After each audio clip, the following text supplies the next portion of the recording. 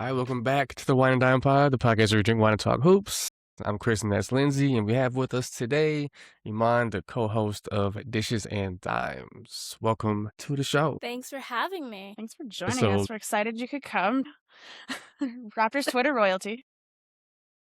God, no. That's cesspool. It is one now. It sure is. But back in the days, it was a good place. It was a good place to be. It did have its high moments. Kawhi almost rejuvenated it, but who knows what's happening there now. Yeah, do y'all like him? I've never really had a good feel for that. Even before this saga with the aspiration stuff and all that, I never really got the sense that it was universal like toward Kawhi, even with him being the finals MVP and the only championship in franchise history. I was like, it kind of feels like y'all don't really like the dude. Like, how do you feel about the whole Kawhi coming back after 7 years now? Has it happened is the question. Like, I'm like scared to almost speak about it because I'm like, what if it goes away? Like, I was doing CBC a week ago in the morning and I was like, things feel too good to be true. I'm like it almost doesn't feel real that he's back. And then like a few hours later, it was like he might not totally be back. And I was like, oh no, I think I jinxed it. I'm like, my narcissism kicked in and I was like, it was me, I jinxed it. But how do I feel about him? I like championships, so I love Kawhi. And if you're backing me, so happy. But yeah, no, I love Kawhi. It's so weird to only have been here for a year, and the entire time he was here, like from the moment he stepped on the plane, it was like he doesn't want to be here. He's not going to show up. Like he wants out first chance he gets. And like that year was so weird because I feel like we got more Kawhi Leonard just content, just as fans of like basketball, than like at any other point in his career. Like not with the Spurs and not with the Clippers. Like not like the Clippers are trying to manufacture some of it, but like with the laugh right away in the press conference. Yeah. And then like him eating like cow balls on YouTube with Serge Ibaka.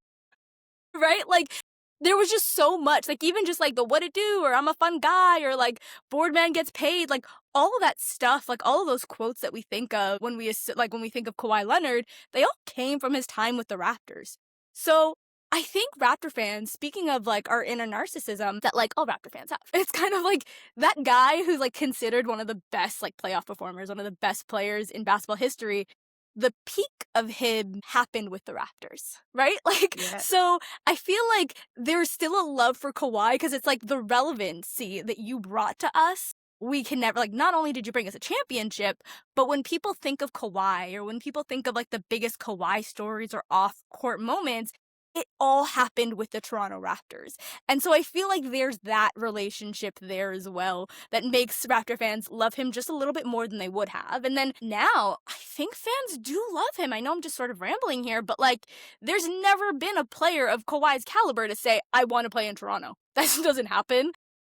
Yeah. And so, like, I do think that, like, it was weird before, but if he comes back and actually joins this team, I think he's cemented himself as, like, beloved by this fan base. Yeah, he, like, simultaneously created a weird complex in Raptors fans when he left, but now also it's, like, it feels so rewarding that he's back. It's, like, really validating of the process. It's really weird.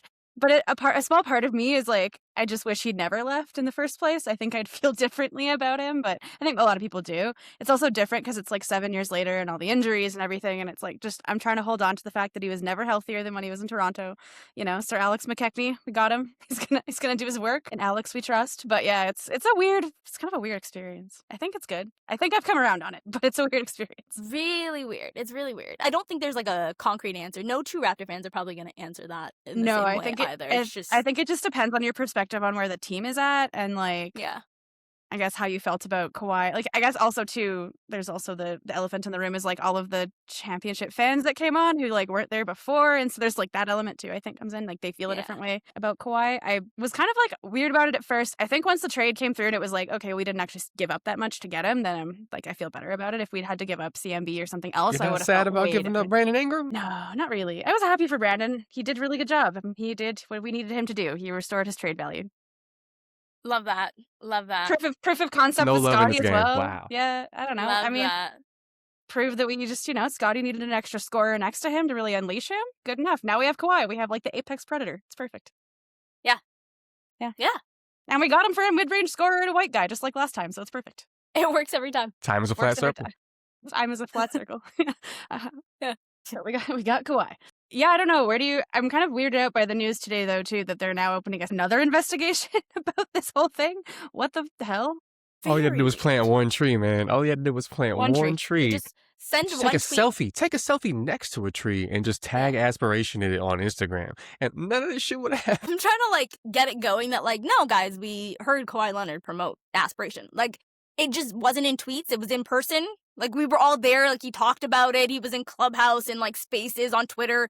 There's just no paper trail because those weren't recorded back then. So yeah, I heard it. I don't know if you guys were there, but like he promoted aspiration. He did it. Pablo Torre, trust us, he's good. And the investigation, it happened. I will tell Pablo.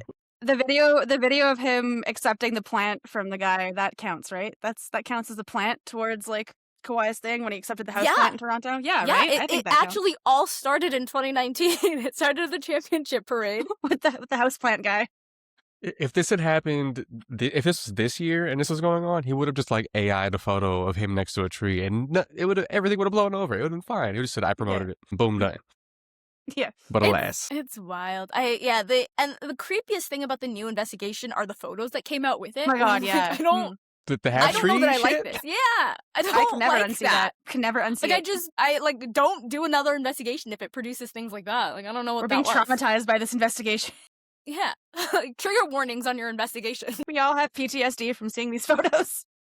Whose marketing department approved that, or even like I Kawhi understand. Leonard, sleep paralysis demon is like etched in our skulls now. Yeah, that is 100%. I got honestly. Yeah, I don't know. Have you watched any Summer League yet? Have I watched any summer? I've had it on in the background as I've ignored. That's what Summer League is for. That's what Summer League is for. Yeah. Right. Because I wanted to see it was the first game against the Raptors against the Celtics where honestly Summer League refereeing too. What are we doing here? Like that went to overtime, I think it was, and it like I thought right away I was like excited with the Raptors rookie. So I'm excited by what the Raptors have. I was very confused by Nate Biddle, I think his name is, and I have no idea. Like I don't know if you guys have watched Raptors Summer League yet, but he's a giant man, 700 at least. And I'm like, so I'm watching him thinking like, how are the Raptors going to use him? And like, he couldn't set screens properly, but he would also take threes. And so I'm like, that's how, like, I'm Summer League. And that was my extent of watching the Raptors Summer League. I was confused by Nate Biddle. I have no idea how I feel about him. He had a lot of blocks. But like I feel like his blocks were just his arms flailing around, and it got it by nature of being the size of the CN Tower. Yeah, essentially. So he's interesting to me. Yeah, he's my favorite Raptor right now, along with Graves, of course. But yeah, I don't know. I haven't watched much. I feel like a bad Raptor fan in saying that. I haven't watched any, so you're good. I haven't even had it on in the background, so you're safe. I also don't have a job where I can just have the TV on in the background because I drive around all day, so that's illegal, and the cops don't like that. Yeah, but I've been happy with what I've seen on at least highlights from Graves so far. He looks like he's really going to fit in, and his shooting looks like it's actually real. Like, I feel like Grady's shooting didn't really come through in Summer League, and that was always a little bit of a concern because then it never came through in the NBA, but I hope that Graves' shooting seems like it's a real thing, so that's exciting. He seems fun. I don't know. His first interview, I was like, yeah, you seem a little like, meh, kind of boring, but like good vibes, and I'm into that. Now, at Summer League, I'm like, oh yeah, you're cool. I like you. You're really going to fit in. It's very fun. Yeah. He's a Raptor. We have a type, I think you could say. Is he 6'8"? Roughly. I think he's how tall is he? He's a little taller than that. Long arms? 6'9" or 6'10". Long arms, yeah. It's funny because he fits, and you might be able to. You might be able to. I just remember once the Raptors, I don't pay attention to college basketball at all. So like, whenever there's a draft pick, I'm always like surprised. Like I'm assuming it's gonna be a 6'9" forward, but like I'm never like I don't get into it. So like when people are like highs and lows of it, I have no idea. But so after the pick happened, I went on YouTube to just like watch what people were saying about him from like January and like March and stuff. And people were comparing him to Kyle Anderson. And then, like, a few days later, I hear the Raptors get Kyle Anderson. And I'm like, okay. So now we have both? Cool. I think it's just... Slow-mo and baby slow-mo. They got Kyle Anderson insurance now. Essentially, yeah. Yeah. They were like, hey, I'm with it. But it was really funny that, like, that's what I heard in, like, a couple of different videos. And then it was like, Raptors get Kyle Anderson. And I'm like, okay, Bobby Webster has a type. We know what Masai's type is. And now we're finding out what Bobby Webster's type is. I didn't even know he signed with the Raptors till now, so that's funny. There we go. I missed it. There we go. Actually, I do not mind that signing at all. I actually like Kyle Anderson a lot. Me too. That's really funny. Chinese Yeah. basketball legend Kyle Anderson, man. There you go. Shout out to him. There we go. Yeah, I also don't watch men's college basketball because I think it mostly is really terrible basketball. Fair. And yeah, it's kind of hard to watch, both physically and we just don't get a lot of the games up here, but it's also just hard on the eyes at times. But I like to go in with an open mind as well. And I was like, yeah, we definitely have a type, but it seems like every time we draft out of that type, like Grady, Malachi, like it never works. So I'm cool with just sticking to the type. We can find other players. It's okay. We can scout. Yeah. We can scout elsewhere. Every Fair. draft is a scramble for me to Google and figure out who the guys we just took are because I have not been watching. Like, I have not seen a Vanderbilt game in my entire existence, but I am willing to declare that Tyler Nickel is a fusion between Kyle Korver and Paul Wall. Like, I am all in on him. All in. I like it. I like it. Okay. Yeah. Summer League is fun. It's full of hope. And it's been nice to see Graves playing like he's not trying to earn a job necessarily. Like he's just playing, not just like forcing shots up, that kind of stuff, like the classic Summer League, G League mentality. So that's nice to see. But yeah, free agency has been kind of wild though. I feel like we're going to need to do a serious like refresher course on who changed teams because it's kind of crazy. Saw Bogdan Bogdanovic just went to the Rockets. I definitely That was one of those ones where I was like, is he not already there? And then I thought he was with the team. I thought he was back in Atlanta for some reason. And then I'm like, oh no. I thought he was wearing red somewhere, man. Like, Yeah. It's always he's been hurt a minute. lot lately. Where do you think DeMar is going to land? Do you think the Raptors actually have interest? Because I feel like that's mostly manufactured. I think it's Raptor fans Feels one-sided. more. It feels like DeMar wants the to come team. back. Yeah. I think it's DeMar or fans. I think it's media. Like, people just Yeah. love a storyline. And so it's like, well, DeMar DeRozan, like, he's been waived. Where is he going to go? Well, why not, like, back home to Toronto? But, like, I don't see it. It doesn't quite make sense to me just because he's still, like, he's older, sure, but, like, he still has a lot left in his tank. So the idea that he would just be coming off the bench for, like, what, RJ Barrett doesn't quite make sense to me. And it doesn't make sense to start him with this Raptors team because, like, every year it's like, what do the Raptors need? Spacing. It's like, go get DeMar DeRozan. Yeah. That is, you know? So it just, as a fit, doesn't make sense. Like, people Yeah. talk about he would be a great six-man off the bench, the best six-man scorer, and it's like, yeah, which is why he probably doesn't want that role. And, like, even if he was our six-man scorer off the bench, I don't know that he'd be getting the minutes considering we're, like, Raptors, defense and three-point shooting. Yeah, I DeMar was like, DeRozan. Full court Yeah. pressure. Not two Thanks. things Yeah, that he's he's not doing known that. for, right? Like, No. yeah. So I don't He's not see it slapping with the the floor. Raptors. Yeah, no, I don't see it with the Raptors. I have no idea where he lands. But like, I feel like everyone's just waiting for LeBron to like make up his mind. And I think so too. Yeah, I think LeBron is like he is the shoe that's kind of just waiting to drop just because money. Nobody else I think has the money to sign someone like DeMar or anybody else until they know where LeBron's going.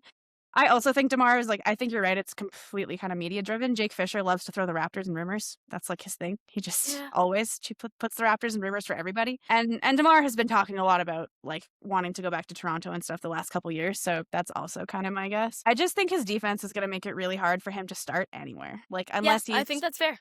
I think unless he's on a team like, I don't know, the Spurs or someone who has like a Wembanyama size, like, you know, mop to clean up the mess. I just don't really know. He's kind of a Trae Young situation where he's like a complete negative on zero, and if not, actually kind of harms you a little bit. I don't think DeMar even tries that hard on defense anymore, unfortunately. It's just I don't know. He's also aged, so that's tough. A challenge. I love DeMar, but that's just kind of the biggest, I don't know, red flag when I watch him. I'm like, man, like I just need a little bit. Just slide your feet just like a little. And I You think have to that's go going to make somewhere it. where everyone else is really good on defense. Yeah, and I think it's just going to make it really hard for him to start anywhere because I don't know if there's That's any fair. roster who can like and actually win games, I guess, is the other part of that. Because he can start anywhere. It's just, will they win? Anyone with aspirations, I think it's going to be kind of hard, which sucks. Speaking of aspirations, I'll never forgive you, Joe Sandberg. Kyle Lowry with his joke at the That was good. retirement yeah, thing. That was good. That was good. Oh, Kyle, I have this like $500 Porter gift card to fly to Toronto, like kind of burning a hole in my pocket. And I feel like I might try and use it for the Kyle Lowry retirement game. I wanted to use it for the tempo, but getting tickets for that is like impossible. So might just You have can to talk splurge. to me about if you want a tempo game. You can speak to me about it. I'll see if I can. Okay. I can help you out there. Good to know. Because looking at tickets, I was like, I don't know. This is becoming a really expensive trip to Toronto. Also, flights got like crazy expensive okay. again because of gas prices. So Right? Yeah. I can't help you with the Strait of Hormuz, No. but maybe. International politics make it sort of challenging to deal with. None of us can fix that. That is what it is. So we'll see. But I will definitely be in touch if we decide to come out there for a tempo game. Might be running out of time, but we'll see. For sure, I want to come out soon, though. I don't know. I love Kyle. He's, I think, my favorite Raptor. So I definitely am strongly considering coming for the jersey retirement game because I feel like... Yeah, and at least you waited for World Cup season to be over, in That Toronto too. at least, before Yeah. thinking about flying out there, because that shit would have been hotel, I was would have also been an avoiding- arm and 2 legs. I Yeah. avoided the hell out of British Columbia for the same reason. True. Yeah. I wasn't leaving Alberta until there's like some So space. that was all done? Yeah. Yeah. The rest of us can go and we'll go invade the Okanagan now. Yeah, Stampede's also over, thank God. So nature is healing. All the events are almost over. Speaking, I guess, I don't know, is there any where do you think LeBron's gonna go? Speaking of the elephant in the room, I guess. Where do you think he's gonna land? Do you think he's actually gonna change or go to Golden State and try a new team, or do you think he's gonna go somewhere back to Cleveland or Miami? How are either of you feeling about either of you? I don't know. You want to go? Whatever. Yeah. It's been super weird because there's been 3 different, pretty respected reporters who at different points in time have been it's pretty much a done deal who's going here. And it's been different locations each time. Somebody was convinced he was going to Cleveland. Somebody else reputable was convinced he's going to Philly. Someone else is convinced he's going to Golden State, and it's imminent. And I'm like, dog, I have no fucking idea. The reporting on him is so weird too. He's been spotted hanging out with Draymond. I'm like, he's been doing that for years. Yeah, check his Instagram. They They usually blow. Weren't they at each other's weddings or something like that? I don't know, but they regularly get together, blow $10,000 on French wine, post a story, and keep it moving. There's a popular meme of them dancing together. Don't we all? You know they hang. Yeah. Who amongst us doesn't spend that much money on French wine just to post a random story? I mean, No, they could go it's- full yeah, The they're Expendables besties. in Golden State and just have nothing but 35 to 40-year-old players and just run it out there, and everyone gets injured and they lose in the first round of the playoffs. I think that would be not the preferred way for him to go out. I think Philly probably has the best roster that he could jump onto, but again, if Embiid's, and it's not even like he's had a recurring injury in one part of his body. He's had a recurring full body injury for the last 5 seasons. And so I just don't know how long that can last, and if they could get by with just Braun and all those talented guards and wings. I just don't know if I see it. Yeah. I don't know. Anywhere he goes, it's gonna need a lot of luck. Even if they're gonna be really talented and well balanced, they're gonna need a lot of luck because everybody's got somebody who's super hurt that he's thinking about going to. And then there's Cleveland, which is just, A weird fit. they ain't figured it out with those 4 yet. I just don't know. It was during the entire Raptors Cavs first round series, I would try to listen to as much and read as much Cleveland people at the time, and it seemed like a given that they all thought LeBron was just coming. It was well, we have this hole at 3, right? We've got our guards in Harden and Mitchell, and then we've got our bigs in Mobley and Allen, but that 3 spot is the one thing that we need, and 2026 when LeBron James comes, 2026 when LeBron James comes, and next year LeBron. And so it felt like a given. And now I'm to your point, I read a report being one source says that it's definite that LeBron is not going back to Cleveland, and then other people are it's a definite LeBron is going to Cleveland. And so I don't know. I would like to see him not go, definitely not to the Warriors. I think that's so weird. And I would really it would be, to me, that's worse than what KD did. I know it's 73 win team and everything, but LeBron, I think at this point he's got to just think about his legacy, and going to the Warriors just is weird. It's Team USA, but the old people, the good players on Team USA. No offense.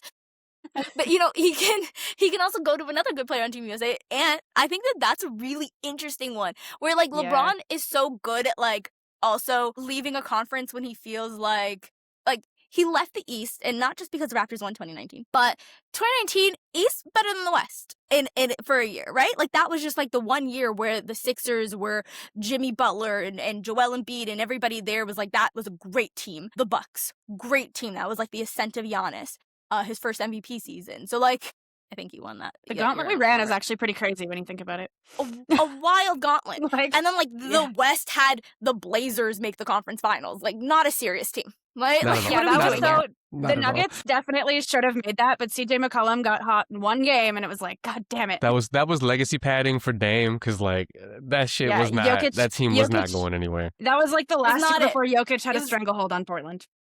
It was a very Raptors Blazers team, right? Which is it's a Raptors team who's made the conference finals. I know how that could be. So it just felt, and then he made his way there, and then of course wins a chip with the Lakers. And I feel like now, looking at it, everyone expects him to come east. Philly, Cleveland. The Warriors feel weird. I don't like that, so I'm just gonna ignore that as a possibility. But I'd like to see him stay west because the East is dangerous this year. If Kawhi becomes a Raptor, you still have the Knicks. I don't understand the Sixers, but like that could be really good if Joel Embiid finds one of his body parts to be working for at least 30 games a year.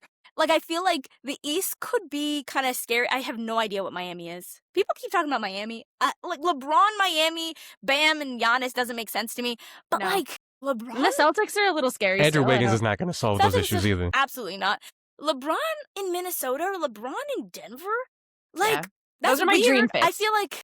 he would feel right. Yeah, like I feel like he would be like, "Why am I in Minnesota?" Or "Why am I?" I feel like Denver's a cool place to be, but like, he might regret being in Minnesota. But I think that would be really great basketball. And I want to keep him out west. I don't want him to be east. I think Minnesota makes the most basketball sense because, like, we talk about the Cavs, how they need a 3, but like, I think LeBron's really more of a 4 now. He's not going to slide them puppies like a perimeter defender these days. Like maybe for a couple minutes at a time, but not all the time. Minnesota needs a 4. Yeah, he's fucking built, and like he could presumably. Well, LeBron can more than fill that. Exactly, but I think I think he could also maybe be the guy to mentor LaMelo to some extent as well. I mean, he could. They both have like the vision and the playmaking in common, but also Uncle LeBron can come in there and be like, "Hey, man, like tighten your shit up, buddy. Teach him how to drive. I'm trying to win this shit." LaMelo and Ant just having like a principal basically on their team. Like, that's kind of what LeBron 100%. Is. He's like, I love Bronny, but like here, Dad. It's funny because Ant will like rein in his teammates about basketball stuff, but like Bron will then also be reining him in about other shit. Yeah. LeBron teaching Ant how to be a father. It's a Matryoshka doll of like mentorship in Minnesota. I love that idea. I think Denver's interesting too because like they're kind of the opposite where they need a 3, but like Aaron Gordon can guard down in position and Bron can basically be effectively the 4. You have them on the wings. That's crazy. Also, Aaron Gordon's hamstrings are unfortunately like kind of cooked. So that's true. But he did learn how to shoot. He did, but that's great. It's just like it's nice. It would be nice to have a player like LeBron in the sense that it's kind of just like a duplicative body size, like type as well. Yeah. And especially if they can somehow manage to keep Peyton Watson. They need to keep Peyton Watson. They are cooked if they don't have Peyton Watson. But I like my dream fit is LeBron next to Jokic just because I feel like it'd be very cool to see those two players play next to each other. And I feel like Jokic is that one superstar that like LeBron wouldn't feel like he's deferring next to, but he wouldn't need to touch the ball every single possession because Jokic gives it up so much. It's not quite like the your turn, my turn thing like Luka. Like Luka's an excellent passer and a really great playmaker, but he needs the ball in his hands. Jokic touches the ball a ton, but he doesn't really finish the plays that much. He can be the screener. It's just in and out of his hands, right? He's passing and keeping the ball moving. And I feel like him and LeBron are two of them like generationally great passers and just smart basketball players. It would just be really cool to see. I don't know. It would be strange to see him in a Denver Nuggets uniform. Same with like a Timberwolves jersey. That would be, for legacy purposes, very weird. But it would be very fun from like a basketball perspective. As just a fan, I would love that shit. There's going to be 20 games in that season where Bron and Jokic are just standing there on defense the entire night, just looking statuesque, and that'll be fine because they're going to score 130 points a night. Especially, I think Peyton Watson, you're right, is super important because he's their Aaron Gordon insurance and their LeBron insurance. Well, he's kind of Aaron Gordon insurance, but like it's a bit weird because Peyton can't guard up very much. He's better at guarding down. He can guard 1 through 3, but 4 gets hard because he's tall, but he's not big. So that's where it gets weird, but they kind of need both is the shitty part. But I don't know. Denver's but like I feel like LeBron is also just like real because he's concerned with his like legacy. He might just be like, I don't want to put on another jersey. That's so, like I could see him be like Cleveland or Miami. Does anyone just because? Yeah, sorry. Does anyone else get the feeling this is going to be really anticlimactic? Yeah, and he's just going to go back to Cleveland or somewhere. We're all going to be like 6th man of the year for the Knicks. Just throwing it out there. The boy can dream. He's gonna it'll be like some like undoing the decision 15 years ago. Like when Mikal Bridges gets benched for him in crunch time and it causes a media frenzy. That'd be fun. That would be fun. Yeah, I don't know. I feel like a part of me is like we're building this up and he keeps like adding these, like has these other teams in there, you know, they're in the inner circle of like contenders. And I'm like, you're not going to Denver. Like I want that. I desperately want that. It's not going to happen. Was it on his list? The whiteboard list? It was, yeah. They had Jokic and something else in Denver was on the list. But Denver's making a strong pitch. I'm kind of with you, Imman, where I just can't see him putting on another jersey for his legacy purposes. As much as it's like, I think this has to be about whether This free agency is entirely about, like, I think what makes him happy, if he's ring chasing or like his legacy. And I feel like the choice will change based on what he chooses. Because if it's just like, I don't know. That when he was like, "What makes me happy?" or like that. What makes him happy is his legacy. Legacy, Like I would agree with that, yeah. LeBron is oh, like he's so like I just feel like at this stage in his career, the way that he operates, it's gonna be his legacy. So we're gonna see something boring like him going back to Cleveland or maybe Miami. But I don't I like it. I read that Minnesota is pitching him on the idea of like, if you go to this bum ass franchise, they're describing themselves, and save us and get us our first championship, that'll boost your legacy. Like, if you can win at fucking Minnesota, you are the guy now. And I'm Right? like, have some self respect, Minnesota Timberwolves. I You know and y'all have Anthony never made Edwards the now. finals before, but goddamn. Have some I self-respect. mean, that's how I feel about Kawhi. Yeah. Forever the guy, Kawhi. Yeah, honestly, fair. At least he chose to come back, though. I mean, it's just weird. I don't know. I would like to see him in Minnesota. Also, speaking of the Timberwolves, we saw our first clips of LaMelo Ball in a Timberwolves jersey. Looks weird. I have not seen it. I haven't Yeah. seen that either. I was on Twitter today. I'm I saw glad some they brought photos. back the old jersey design, sort of, or at least like Same, a the- version the- of it, the because pine the and, neon like, shit the- is disgusting. Well, and I was that shit deeply gross. concerned about the look of the neon jersey on LaMelo because with his tattoos, it's not going to work. I can't. That'll hurt the eyes. Don't want to do it. His tattoos already hurt my eyes, and it's going to be worse than a neon jersey.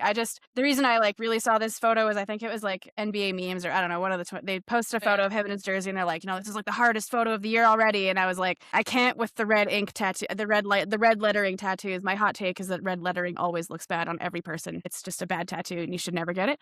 And there's a long history of that in the NBA, like Tyler Hero and him. And Jason Tatum's aren't in red, but they also are still terrible. So anyways, it just looked really weird. And I was like, I couldn't look past the bright red lettering, but I'm glad they got rid of the neon jerseys because that would have just been aesthetically awful. I think any team that LeBron goes to needs to bring back the jerseys from like when he first came in the league. So if he goes to the Nuggets, they got to bring back the Melo era powder blues. The powder blue would look so good. That. I love that.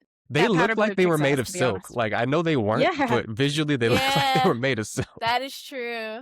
I'm looking at these LaMelo photos. I've never. I don't. Is it something about the Nuggets jersey? I mean, the Hornets jerseys that I've never taken in. He has just so much red lettering on his body. Yeah. It's so much. It's a lot, and it's aggressive and ugly. I can't. I just, as somebody, I mean, I have you. And yeah, I'm like, it says B. It says BU, so it's like B, like BE on one arm and U on the other, and it's really stupid. I don't know. Connected. I don't like that. No, me You neither. didn't find that inspirational? Absolutely not. No. I've personally never found tattoos like that. Like, I don't like when someone does like one word on one arm and one on the other because you have to be like that. You have to see it as a whole to understand. Walk Otherwise, around. what's the point? It's strange to me. And I guess I have a lot of red ink, but I feel like red lettering is just very different, like altogether. Yeah. It's aggressive and I don't know. Also, the font choice he chose also is just kind of tough. I don't know. Not a huge LaMelo fan. His tattoos are really off-putting to me, but hey, he's got the money to do it. You do you, boo-boo. Whatever makes you happy.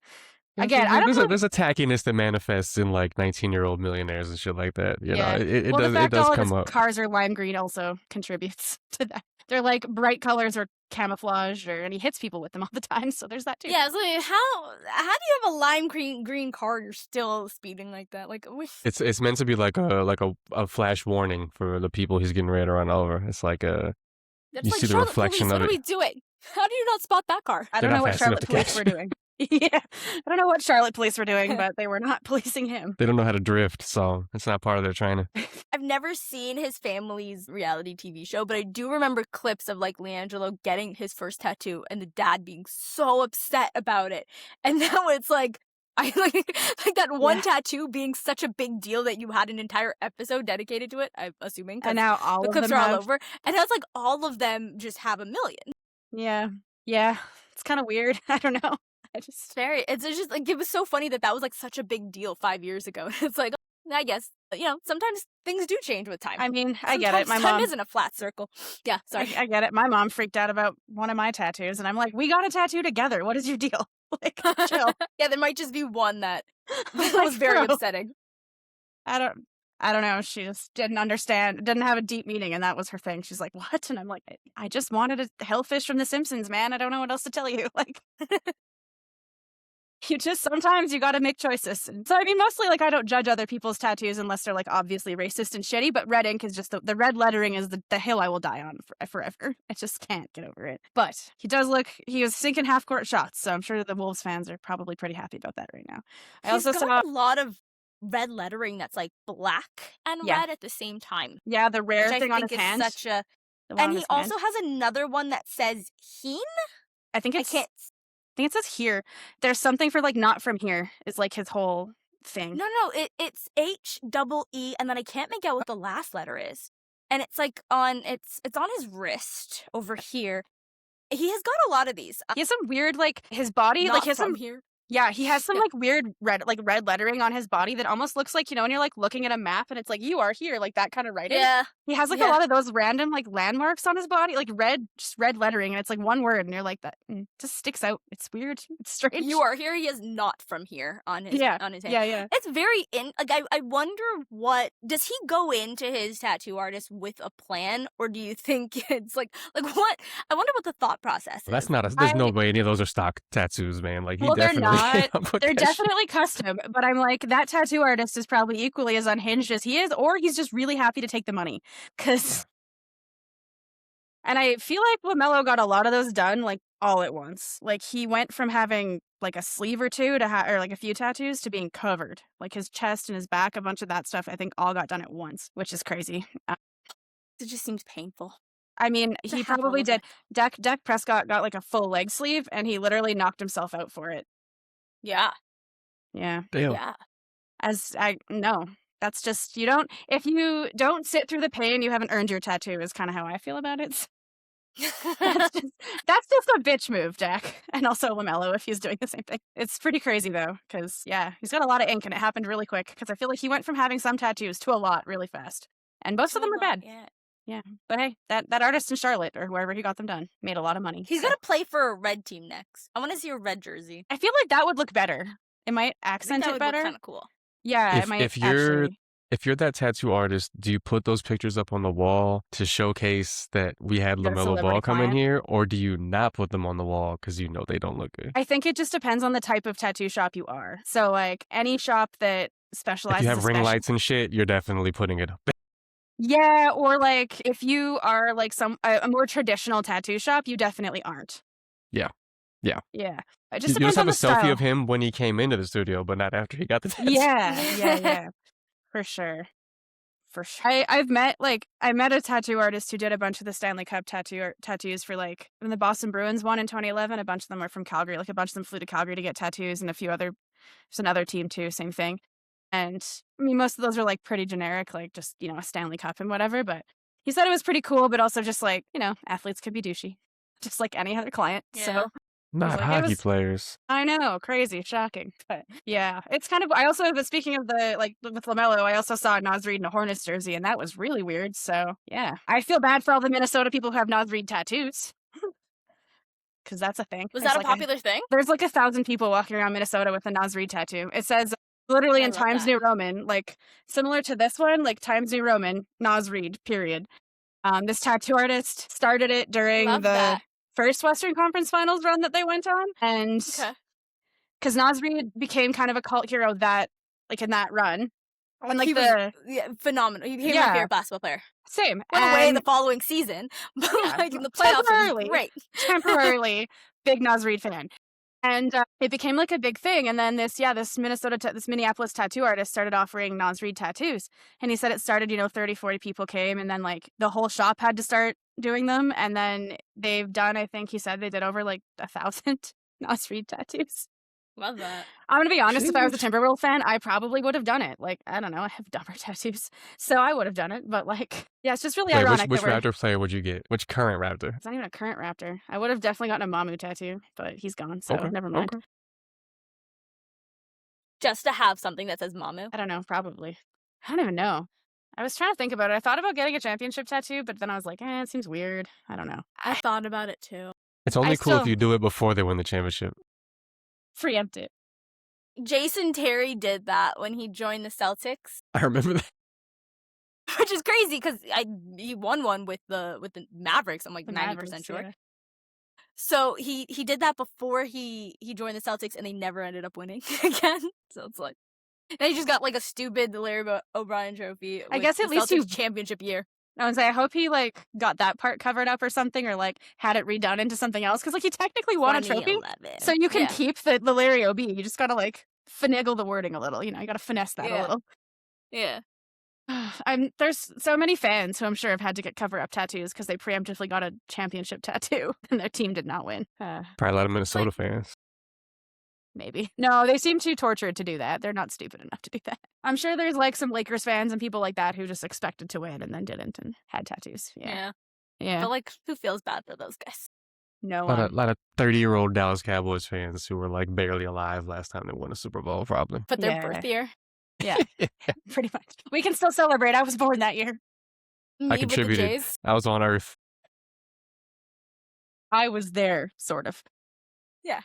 Technically. I've witnessed a Jays World Series win. Yeah. Yeah. I was 1 year old, but that doesn't matter. It's not important. Did I know the rules of baseball when the Jays won the World Series? No, but like Do I know the rules of baseball today? Also, like, I'm no. pretty sure it's kickball. It's just kickball with a bat, I think. Something like Basically. that. Who knows? Basically. Right? The only time I'm ever invested in baseball is like if the Jays make it really far in the playoffs, and most of that is just because I'm like, oh cool, I get to go hang out with some friends at the bar in the middle of the afternoon. Yeah. Like, great. Yeah, no, I got into the World. I was like playoff baseball, so Pretty fun. sweet. Yeah, well, Regular give it season that. baseball. I like my friend. We were in high school or maybe college. I can't remember. We went to a Jays game because she sang like the anthem for Jays Yankees game, and we left immediately after.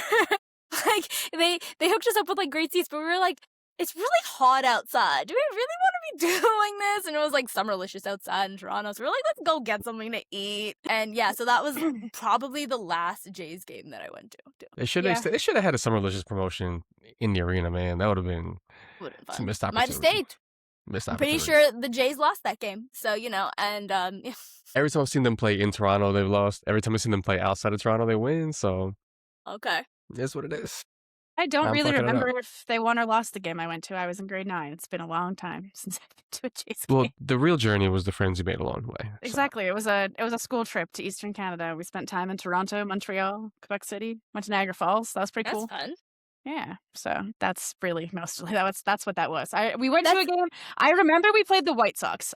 For some reason I remember playing the White Sox. I do not remember anything else from the game though. I was super uninvested. I hated baseball at that point in my life. Still kind of do, but it's like coming around a little bit. My stupid Toronto brain hears Eastern Canada. Now I recognize. Yeah, Thinking like fair Nova reason. Scotia. It's Eastern Canada. Yeah, so I'm like, and then you're like Quebec and Ontario, and I was like, oh yeah, that's Eastern Canada technically. Yeah, that's East for us. Yeah. To you. Yeah. Yeah. Ontario that touches like Rust Belt cities, you know what I mean? Like Yeah. Detroit and Cleveland and shit. Yeah. But when you're out here on the west, it's pretty far away. Fair. It's kind of weird. Yeah, and I mean, and then when we talk about like the Maritimes, we specifically call it the Maritimes. That's not okay. Eastern Canada. That's the Maritimes. That's not. That is its Okay, own okay. region. Yeah. The East definitely here is like mostly using to refer to Ontario. Usually not in nice ways. But I do not slander the East that way, like most of my compatriots, who I don't want to That's own fine. right now. I don't want to own most of the people from my own province right now. Anyway, I digress. I don't know. I'm excited for the Raptors this year, with or without Kawhi. I want Kawhi, obviously. I'm kind of curious what happens with this, though. Like, what the actual, like... So if they decide that to, punish Kawhi, the trade just doesn't go through, and we get our shit back? Like, what? I don't know how that works. And I'm really mad at the NBA for not having this wrapped up before free agency, because it's just... I'm kind of, I don't know. It's frustrating and a bit embarrassing for the league. Yeah, for sure. Yeah. It's been, 10 months or something like that? Like, it's outrageous, 11. man. Yeah, 10 or 11. It's crazy. Ridiculous. Whole tree could have grown up by now. This shit could be bearing fruit. Honestly, have some if shade. Kawhi had just planted a tree the One day tree. that first report came out, he'd be like, look, He could be Look eating at the this. apple from it right now. right now. I honestly, I think it's embarrassing for the league. Also, like, depending on what happens, it might, like, I have to imagine that Bobby Webster did his due diligence. Like, I'm just like, I can't imagine that he just, like, because it's not like there were rumors about a trade. A trade essentially happened. Like, Yeah. it hadn't been, like, everything hadn't been finalized, obviously, and then the NBA comes in, but it's like, how would those steps have, like, I don't understand it. The reporting that I heard, at least, I think, Mhm. because Zach Lowe was talking about it recently, I think like last week. I think basically it was that, Bobby called the league off. They called the league office and they're like, okay, so we're going to trade for Kawhi. Like, anything we need to know. And the league is like, no, like, should be good. You're good. Like, basically. Like, no, you're cool.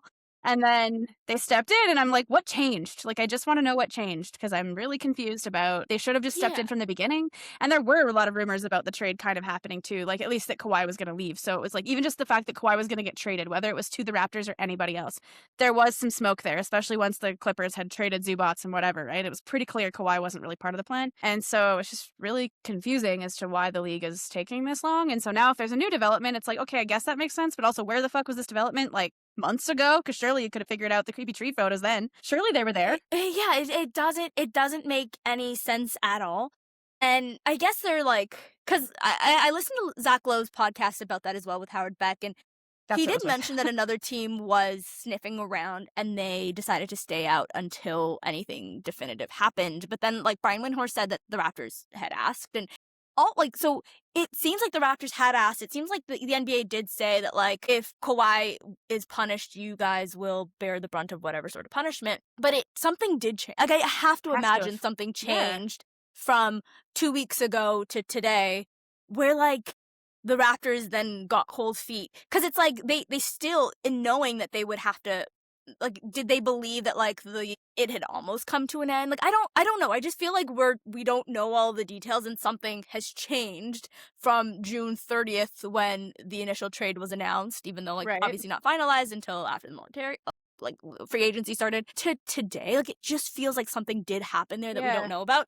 But what does happen? I don't know. Like, I've been thinking about this because, like, I also, like, want to write about it and talk about it, and I'm like, I guess there are 3 big things that could happen. Is one, nothing, which would be great, and everybody goes home. And then the NBA has to deal with the reverberations of that, whereas, like, every other team is like, okay, so we can just circumvent the cap. Great. Like, what?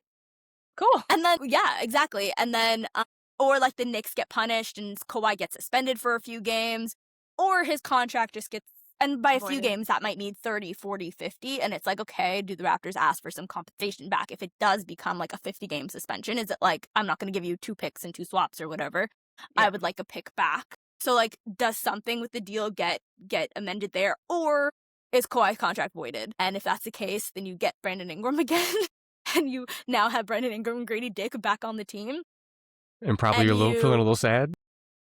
Feeling a little sad. Yeah. And, like, Brandon Ingram probably not feeling happy. Like, no. Poor Glorilla is like, I get to spend January in Los Angeles, and now she's realizing she's gonna have to go back to Toronto, get her Canada Goose again because she's spending. Gotta go freeze again. Exactly. So, like, and then does Brandon Ingram want out? Like, is it gonna be a whole sort of not Jaylen Brown, obviously, because Brandon Ingram is not to the Raptors what Jaylen Brown is to the Celtics, but, like, the idea of, you almost traded me, now my feelings are hurt, yada yada. Like, are the Raptors gonna have to deal with that? And then like so there's so many, like, there are a few different scenarios, and, like, you just need to wait to see what the NBA decides to do. I don't think Brandon Ingram is a robot by any means, and he would have every right to feel upset if he had to come back. But a small part of me thinks he would get over it very quickly, just because he's just, like, he's so chill, and he just seems like the kind of guy who just wants to hoop, and he's like, I don't really care where I am that much to do it.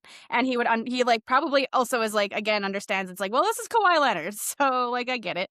And, I mean, his contract was also set up in a way where it was, like, pretty clear that there was going to be an exit at some point. He wasn't probably going to be a long-term Raptor. So I feel like the emotional side of it, they could probably paper over pretty easy, and Darko seems like the kind of coach who's going to make you feel loved anyway. But I think it's just, I don't know. I'm curious what happens, though, if Kawhi's contract gets voided. Do you think he still signs with the Raptors? Because, like, technically, he'd be a free agent. Anybody could get him. And then if that happens, do we get our shit back? Money. I guess true. You have to get your money. And the Raptors have. Do we even have the money? The Raptors would be able to clear up enough cap space to sign Kawhi Leonard, and there would be, like, a couple of other teams. I think Minnesota might be one of those teams that can. But, like, is he gonna want to go there?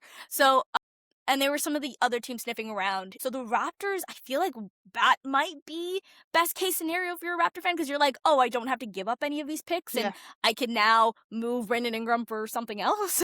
Yeah. To just sort of And even at the very least, keeping Brandon Ingram for a little bit till you can trade him, having both him and Kawhi isn't really the worst thing in the world. Like, you can make that work. It would be weird, but it could happen. They've had stranger rosters, so, you know, it could work. Yeah, I don't know. It's very confusing, and the NBA as a whole, though, to me, this is just like they have egg on their face from this, but then also the whole Terry Rozier thing and all the betting scandals and the fact that like the Miami Heat traded for him when he was already being investigated. Nobody told them. They traded assets for him, and then now they can't. His contract basically just got voided, and they can't do anything with it. And it's like that sucks. That seems not right on the league's part. I don't know. I guess like teams have to do due diligence, but I feel like that also means the league has to be transparent about it too. And just everything about it, it just slowly erodes at everybody's trust in the game. And we're all seeing what's happening in FIFA and how like over years and years and years of corruption and bullshit, people do not trust FIFA. And you don't really trust what you're watching on the pitch, right? Like it's really hard to watch any game and be like, yep, that was a legitimate end. And so the fear is that that's going to happen in the NBA even more. I mean, I don't think that we're there yet, but it's just these kinds of things open that door, and that sucks and it's frustrating. Yeah. I would be frustrated I would be frustrated by this whether it was my team involved or not. It's just frustrating that it hasn't been resolved, and it's like, how can we make trades and do things when this is all just hanging over us? And it's like, figure your shit out, please, league. I don't know. But they're not the only league that needs to get it together. Both domestic basketball leagues need commissioners that like to do things. Yeah, and you can't have this punitive cap with like the super restrictive aprons and shit like that. And then at the same time, like if someone circumvents it, just be like, leave it up in the air and be like, I will do something eventually. Like if you're gonna be that, you gotta really stand on 10 toes and fucking you gotta bring the hammer down if somebody goes and cheats that cap. Because apparently you made this shit as strict as possible. So you gotta go out here and jump people. I mean, the latest things is Gary Trent Jr.'s contract with the Milwaukee Bucks, Oh my right? God. So Yeah. like, he signs for a minimum, he takes a discount when Giannis is there, and now all of a sudden you're giving him the Getting like, paid. he's just coming Yeah. off. He's getting paid, getting the full MLE, if I'm not Coming mistaken, off- for 4 years. Coming off averaging 8 points a game. His worst season since his rookie season.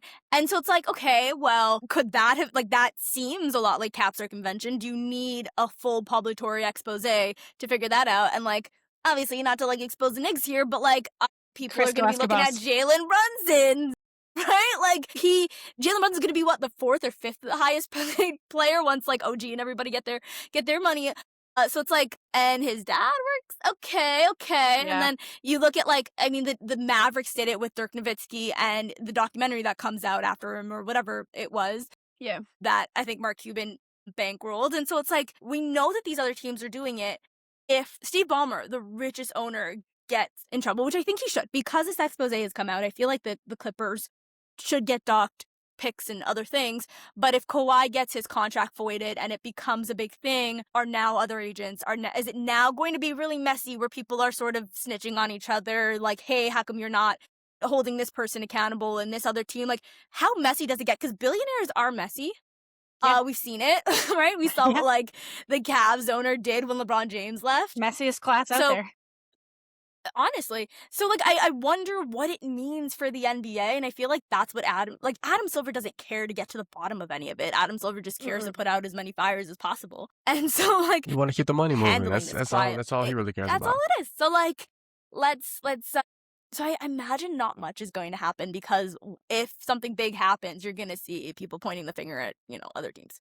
I Yeah, think the there's a- difference. I think the difference, though, to some extent, is just that, like, I think people can stomach the salary cap circumvention when it comes through an endorsement, like with, for instance, like Jalen Brunson taking a discount. It's like, okay, we all know what's going on there. His dad, like, even his free agency coming there in the first place, because he signed within like minutes of free agency opening. So it's like we all knew what was happening.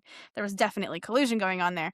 But at the same time, it's like if he does legitimate endorsements that the Knicks are like, hey, we can bring this to you, just like the Raptors, tried to do with Kawhi in the first place in 2019. We're like, yeah, we have a shitload of companies that will endorse you, and you can make a shitload of money on them. And the league doesn't seem to care too much about that kind of circumvention. And I wonder if maybe like Gary Trent is a different kind of example, because I don't know that he has any of that. But players like Brunson, whoever, you're like, you can easily kind of just, the NBA can at least kind of have that plausible deniability of like, well, maybe they had an agreement, but they made it up in endorsements and whatever, and they're kind of allowed to do that. It's not really allowed, but it's allowed as long as it wasn't specifically said that like that's how you're getting paid. But with Gary Trent, that one's a weird one. I just think people don't care as much because he isn't very good of his talent isn't like requisite enough to like people to care as much. Also, you know? like, it didn't benefit the Bucks in any way, right? Like, no. the idea if anything, was, it changed them more. Yeah. right, like, the idea was, well, let's try to build this team with the second apron around Giannis, and they weren't able to do that even with the discount that he took. And also, like, I think the other thing of, like, even just hiring your dad as an assistant coach, like, how many players get to bring in their brothers and Yeah. they're No, like it's true. on the roster too. And like, Their is that entourage. not a Giannis. form of The Bucks love this Giannis? shit. Right, yeah. So like, is that not a form of cap circumvention where it's like, hey, I'm literally Well, employing your family so member I on my think G League team as well? I think like an interesting distinction here is inducement versus cap circumvention. And so I have an interesting perspective on this so I work in the liquor industry, and so we're very heavily policed in terms of like inducements. So there are like Okay. rules around what we're allowed and not allowed to do for a sale. So like I can give somebody Flames tickets, but I can't go with them, for instance. It's really weird. Okay. But when I buy samples, I have to buy them at a discounted price. I'm not allowed to pay full price because the AGLC considers that an inducement because they're making the markup on the product that I'm buying when they're not supposed to. So there's like little things that get called inducements, and they're basically just like bribes, basically. And those are like incentivizing you to purchase my product to do whatever. I think cap circumvention and inducement are different. I think that having your brother on the team or your father on the coaching staff or the, bringing in whatever, all your people, all of that stuff, I think those are inducements because they're doing legitimate jobs in some way. Like they're either taking a roster spot. Thanasis plays like 10 minutes a year. It's fine. Rick Brunson's actually a coach. Like there's things like that. And so, Yeah, yes, it's an actually inducement. coached under Tibbs prior, which I think gave them some plausible deniability, Right. which helped a little. Yeah, But and things like that. But I think like that's not funneling money. Like you're not funneling money around the cap. Like you're not saying, okay, well, we can't pay you this $48 million. We're going to funnel it through here. And I think that's where it's like a little different. And I wonder if the NBA has to act on that as a result more than they do something like Thanasis being on the roster. they have to monitor it more to make sure that like all these endorsements are actually endorsements. Yeah, and that's what it is too. They have to make sure they're not just money laundering schemes; they're actual like endorsements, and that's an inducement. Inducements are okay. Like money laundering schemes, not okay. I think and I don't mean to pick on the Knicks here, but J.R. Smith is the first example that comes to mind because it was such a big deal with his brother, who should not have been on the no offense to Chris Smith. Chris Smith is not an NBA caliber player. And J.R. Smith takes a discount specifically to get his brother employed on this team, where other people who could have made the team when the Knicks... Who was injured that season? There was like a big injury that year. Was it like Amari or assuming was it Melo Amari or something? just because he was hurt a lot? I think it was Amari because he's hurt a lot. And what the Knicks really desperately needed would have been a power forward. And that season, you have Chris Smith eating up your last roster spot. You have J.R. Smith taking a discount for his brother to be on this team. And it was like kind of like, again, this is like a decade ago. So I'm not really remembering all the details. So like Thanasis and Alex Antetokounmpo are like kind of just like the first names because that's, the ones that are easiest to remember. But there are certainly instances in the past where we can go through and we're like, Chris Smith is not an NBA player and should not have been on this roster. And it's actively hurting the team that he took this spot. But his brother taking that contract helped the team, and that's why he's here. So that has happened in the NBA, right? Like Dirk Nowitzki did take a discount. Dirk Nowitzki was paid by Mark Cuban later on in his retirement years. So like there are ways where like you could see that, like, if that was a wink, wink, nudge, nudge in that conversation where it's like, hey, take a discount here and we'll find a way to pay you in your retirement. That is a form, in my opinion, at the very least, of cap circumvention because and so like there are like, it's not just endorsement deals, although like this was so blatant because he didn't do anything. Yeah. And they couldn't pay their employees, but they could pay him somehow. Yeah. So like it was clearly like a grift. You got paid more than like DiCaprio for this shit. Right. Not even just more than DiCaprio. It's like more than every celebrity combined. I think he said 4 times more than all of them combined, which is like insane. Robert Downey Jr. made a video. Like, he actually did something. He did work. Kawhi ain't that fucking famous, man. He ain't more famous than Iron Man, I swear to you. No. And he did nothing. Yeah. He didn't even send a tweet out. So, like... The irony though in the player thing, and I think why that will never get punished, is because the owners want players to take discounts, and the NBA wants players to take discounts because it makes the players look altruistic and like, oh, they really care about their franchise, but it mostly just suppresses labor and wages. And I think that at the end of the day, like, they'll never punish that as cap circumvention, but I don't disagree that like that particular instance with J.R. Smith's brother, and I'm sure there's others, like Thanasis and Alex at least like had enough talent where you could kind of like skirt around the edges and be like, well, they can play in the G League. They have like, they're okay. They can fill a spot here and there. Especially Alex. I feel like he had a little more potential, but there's certainly instances. But I feel like in the case of like salary, taking a discount on your salary for like your brother or for somebody else, I feel like people, they won't look as hard at that because it's like, we want them to take discounts.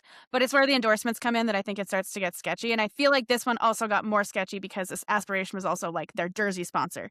So it was like the additional, wasn't even just that they were like paying Kawhi for nothing. They were also paying the team for sponsorship and like a whole bunch of other like weird shit. And so I think that's part of what makes this feel so different also than even just like, having a family member on the team or being promised like, hey, because like really, let's see, it could be like, hey, if you sign with us, we can guarantee that like Bell, XYZ companies are going to endorse you. Like you're going to make a shitload of money and you won't have to do a lot for it, but we can guarantee you they will endorse you. They don't have to like do anything else. And that's an inducement, but it's not necessarily circumventing the cap. But yeah, I don't know. It's just so confusing and like convoluted. And that's also, I think, part of where the problem is because the NBA doesn't really want to have to untangle that hornet's nest either. I think you're going to see Oh. more of it too, just because like the second apron is so terrifying to ownership and management now that like there are players, I think even players now are conscious of the idea that like, if I take the Supermax, does that tank our ability to give me the supporting cast that can do anything in the playoffs? Which is shitty because players should never be expected to take discounts because it ultimately hurts everybody. Like Wembanyama taking a 25% max instead of a 30 hurts the labor pool at the end of the day. Like just because he took less money doesn't mean there's more money for other players necessarily. Like, and competitively, it made sense why he did it, but at the same time, absolutely. it fucking sucks for labor. And it's like, I think you're going to see players make this decision because like they're tired of getting their ass beat by a team that's got. I mean, not to be Mr. Knicks guy right now, but like Knicks were a team with like 5 all-star and or just level below all-star starters. Teams with dudes at the Supermax can't build that kind of roster. You have to have like 2 stars and like 3 guys who are like average starters, and like that's hard to compete with. So you're gonna see teams start to try to balance their salary structure a little bit more, flatten that out a little bit more, so they can try to build deeper and more competitive teams. No, it does suck, and it's like it's shitty that players have to think about that part too. Or it's like, do I want to be competitive or do I want to like actually make money? And also the way that NBA contracts are structured, so you don't really make your money until you're past your prime, anyways. Also, kind of makes it really hard. And I think that the cap situation probably does set up more of these situations where players know they can make money outside of the team. So, like there's just more incentive to if you want to get a superstar. But I don't know. I'm curious to see what happens. And the hard cap is really it's not technically a hard cap, but it is really functionally. It operates as one. I think we're going to see more teams unwilling to offer. And I think we saw this with Jalen Duren as kind of like the first domino to fall. But you're going to see teams less willing to even offer the max. Because I think prior, anyone who was like a lottery pick who had been a starter and had even perceived all-star potential or had made one all-star game, it was like an automatic max. Like you knew they were getting the max. There was no debate about it. There was no looking at their numbers, projecting, whatever. If you were a young all-star-ish player or future all-star, you're getting the max. Now it's like, if we don't think you're a all-NBA second team, first team guy, we're going to try to lowball you. Like you Brian Windhorst always called it the fun max. Yeah.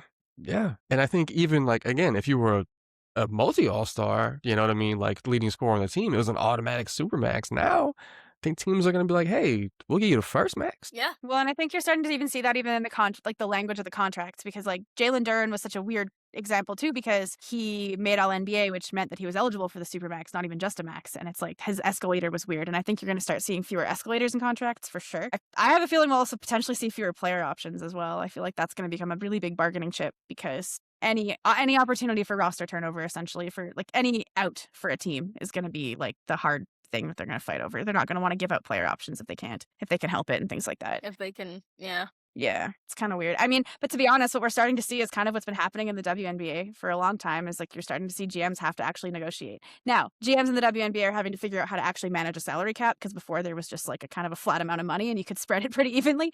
Now they have to manage the salary cap, but you're starting to see like GMs in the NBA having to actually negotiate. And it's interesting because you'll see who the good ones are and the ones who aren't. Like, I was fascinated by how many NBA players wound up with less than the max. I figured it was going to be like the typical NBA thing. We're going to see this cap explosion. Every player was going to be like, all that money I wasn't getting back when the league was not paying players, I'm getting all that shit back now. And we did not see that. A lot of all-star players signed for significantly less than the most money they could have gotten. And some of these loaded teams that I thought would be blowing up by the new CBA and like this influx of money, a lot of them are still fucking loaded. I think NIL changed. I really think NIL changed things too, for like on that front a little bit, because. But the men's still chasing that money. They got it. They got NIL too. It's true. I just think like, I don't know, there's a different culture in the WNBA for sure, I think, as well. Yeah. Because the salaries haven't been that high for so long anyways. Most players were making their money overseas anyway, that they'd rather win in the W. So it's kind of like you'd rather play on a premier team and win. But I There's don't know. been If like he a doesn't want to pivot history to of the W, we can super just do that ultra now, mega too, also. stacked teams too, with like 5 fucking all-stars on them. Like I think that's kind of like the standard for championship contention now. Also, And so just I like think that's team what turnover in everyone the wants. W has always been more. Like, there's way more shorter contracts Yeah. in terms Right. of like 1 and 2 year contracts. So like roster team turnover has always been a thing in the W anyway. So because people Yeah, a kind lot of of these feel, oh, deals were there's 2 always a good. years. A lot of these deals Yeah. were 2 years. I was And a big expecting part of that, long-term mega maxes. a big part of that though has to do with the fact that the CBA is going to have to be renegotiated again in a couple of years, and I think a lot of players were preparing for that again. Yeah. Right. Because I Second think round. the negotiation happens within the next like 2 years again, 2 or 3 years. So like none of them wanted to sign contracts that were going to be longer than this CBA. So we're gearing up for another fight. I can't wait. Do you guys just want to pivot to the WNBA real quick and then we can wrap it up? Yeah, I'd Sure. like to talk about any team other than the Mercury. Yeah, I was like, so Possibly. do you need to They let fucking some suck. feelings out or anything? It's- No? Oh, it's miserable, dog. I can't even really watch the games like that. I'll tune in for the last few minutes when they like blow it, or if they're getting just destroyed from the start. I'm not even really checking in like that, man. I was so locked in last season. I feel like this has just been deflating. But Yeah. How are you? about them? How about them How do you tempo? feel about Nate though? Like genuinely, I have to ask that because the difference in opinion between him from last year to this year is significant. I think I've always been of the mind that like it seemed like the players like him and were bought in. Even that first season when they sucked, then the second season when they made the run to the finals, that seemed to remain the case. I don't think he's like the most like tactically advanced coach or whatever. He definitely got outcoached in the finals by Becky, but yeah, Becky will it do just that. doesn't seem like he's had any solutions to anything this year, and I don't think they're missing so many players that it should look this fucking bad. Like I they was missed kinda Sammy at the wondering that too. beginning. Satu wasn't there, but they played fine without Satu last year, and Cat Westbeld has been out. That's it. It's the same roster otherwise. And so I'm just like, it shouldn't have collapsed this far from, 2 bench players and, Satu Sabali. Shouldn't Do you have. think Satu covered up a lot of the holes last year? Like maybe I don't think so, because like they were winning. I think they had a winning record without her last season. So I don't even really know what it is. She made some things easier for them, sure, but like she was pretty up and down herself, even during what was a really, really good season. So I honestly have no fucking idea, man. I haven't been watching closely enough to know what all the issues were. They just look bad. I think some of the other players have been aging too. Yeah. Yeah. Talia Carver didn't make a fucking shot for like the first 2-3 weeks of the season. Alyssa Thomas has gone from super dominant to just very good, Yeah. and sometimes that's enough. Sometimes when you go from second best player in the entire league to just really good starter, it's different. It's Kind different. of tough when the whole plane is built out of that player and they're no longer the dominant force. But Yeah, it's like if you went from, let's say, early Cleveland LeBron to like prime Ben Simmons. Prime Ben Simmons, really good player, still drives play. He ain't fucking LeBron. no. Yeah. He can't drag a below average roster to the finals like he did this first stint in Cleveland. He might get you to the first round. He might win you 40 games, but it's different. Yeah. It's different. It is for sure. It's been quite a fall for sure. I didn't expect them to be like as good as they were last year because I did think the Satu loss was bigger than most people probably wanted to admit, but I also didn't think they'd fall this far. I mean, I thought another we had team. one more year before the Yeah. wheels kind of The fell fall off. actually happened. Yeah, I thought we had one more year, but Well, I was wrong. things are definitely weird this year, and it's funny too. It's actually been really fun watching the Liberty realize that Sandy Browndello was not the problem. And Who could have Queen Sandy. Queen Who Sandy, could have and predicted? I'm so happy we got her. That was like the greatest stroke of luck when New York was like, "We're done here." I'm like, "Thank God." I wish we still had her. Yeah, yeah. I was Phoenix, heated when I was Phoenix sad probably when she never left should have Phoenix. gotten rid of her either, to be honest. But Wasn't the problem. no, Wasn't the problem. Sandy Brondello wasn't the problem. Marina Mabrey. I just want to have like both we need their to talk faces. about Marina for sure. No, but like I've been a fan of a team that Mabrey has been on before. So like the Sky were my like OG team and still kind of are, but right now I don't know how to feel about that. fair. My fandom has been very conflicted this year because obviously I want to cheer for the Tempo. I've been wanting this my whole life and I feel very attached to that, but I can't just give up on the Sky. But they're making me want to. They're not giving me a lot of reasons to want to cheer for them. Fair. The asset management on Marina Mabrey, though. So James Wade was not wrong. He was just early, but unfortunately, he also spent all of our draft picks to trade for her. And it was a very strange experience being like a fan of her on the Sky because she was really fun. Her and Courtney Williams were actually like pretty fun together. But the whole situation was just really weird, and then they traded her to Connecticut. And I do think that time at Connecticut was actually really great. I thought what Sandy had said about, she learned how to be a leader was really important. I think that really did matter because watching her, she is a completely different player in terms of her like personality. She's still obviously a technical foul machine. But I love her to death for that, though. But it's different. Like, the vibe is definitely different. She's definitely playing more for her team now than before. Not that she was, like, selfish exactly, but just it was different. I don't know. The vibes were just different. And I'm way happier with this version of Marina Mabrey. And I was a little, like, unsure when we first picked her up. I'm like, okay, she's really talented. She's going to get buckets. But I've been really impressed. So I love having her on the team, and she deserved that All-Star appearance. She does. Now, I want to say, like, I watched it was the Mercury game against a Tempo that was about a week or two ago. I was trying to pull up the date on my phone here, but it was loading slow. Was that the one at Scotiabank or at the Big Bank? That was the one at Scotiabank. Yeah. That was the one at Scotiabank. So, like, it was just really cool to be in an arena that big to, like, watch a real, to watch not the just game. An exhibition game. Yeah. Yeah, it was just, it was really, like a real regular season game. I will say, God just, like, absolutely destroyed the team. Like, that was one where I'm like, how are the Mercury not better than they are? It was one of those games where I feel like the Mercury have that in these moments where you're like, Clayton Copper is the best player on the court right now.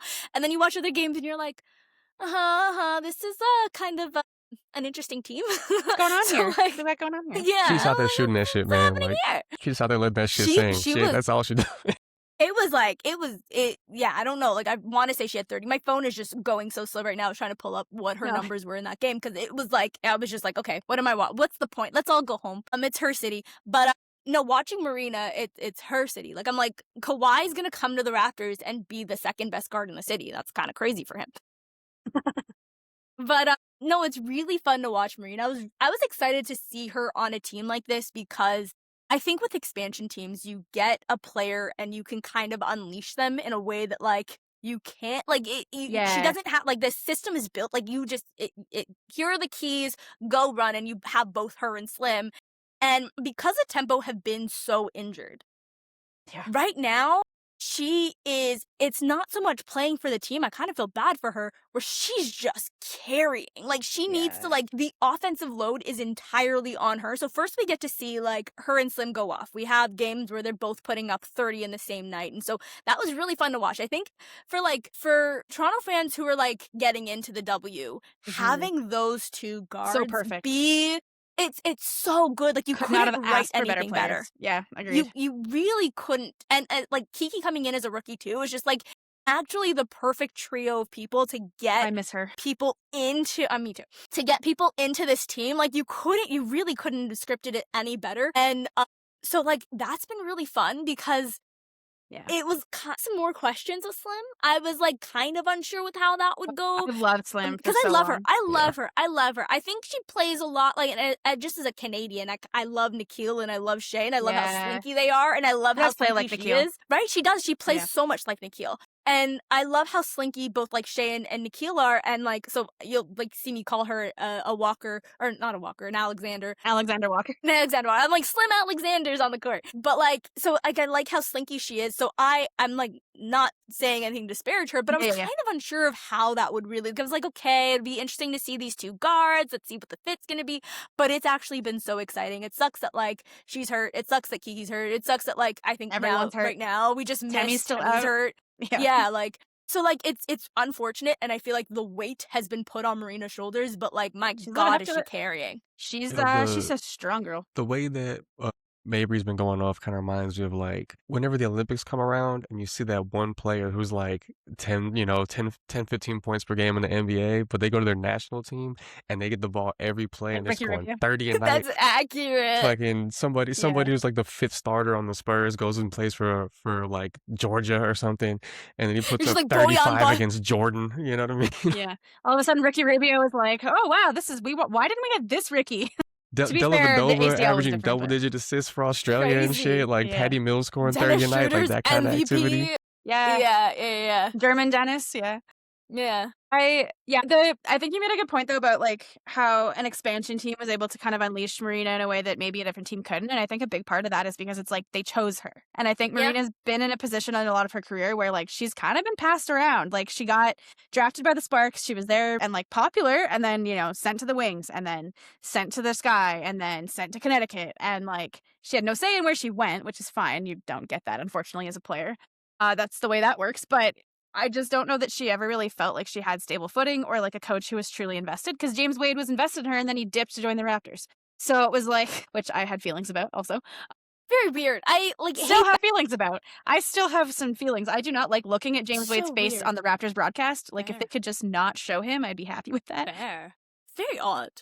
So weird, because he made a huge thing his whole career about how the W is not just a stepping stone for him, and then he used it as a stepping stone to take a demotion from a head coach to an assistant. But anyways, yeah, I think that like belief too from like a coach like Sandy Brondello, I feel like makes you think you can do anything in the world. And so giving an already confident player that footing of like, no, we wanted you. Here's your $1 million contract that you have now earned very much tenfold. And, you know, I think that just that belief really matters. I was always really excited about Slim. I loved her in Washington, especially last year with like the babies before she got traded to Seattle. I thought that she Yeah. was going to do way better in Seattle, but I think it's that classic midseason trade just doesn't always do anything kind of thing. But I Yeah, thought she was their fair. best player in the playoffs. And I was really excited when we got her just because of like remembering Marina's defensive concerns. Not that she's a terrible defender, she's just not a great defender. She works hard, but she's not a great defender. And so having Slim next to her, I was like really excited about that because I was like, Slim can play off the ball a bit more and just kind of get to the rim and put some rim pressure, but she's also just such an elite athlete and defender that it'll really help next to Marina, and as expected it has fit very well. I think there was some fits and starts at the beginning, but you know, you have to learn how to play together. But the injuries have been a shame because I think that they were really hitting their stride, and then it just kind of Slim got hurt, and I think that also robbed her of an all-star appearance because I genuinely think she could have made it if she I think hadn't so been too. hurt. Yeah, I think so too. And I also think it robs Marina a little bit of some of the recognition that I think she should get for maybe some awards, because the Tempo just keep losing these games, because you know she can maybe put up 53 on a night, but you're not going to you really just watch the offense, like their ability to pull out that Liberty game at the end. It was like, whew, if a shoe was not thrown, I think they lose that game. Like, she needs to thank Dejanay for throwing that shoe at. No, it wasn't Betnaja.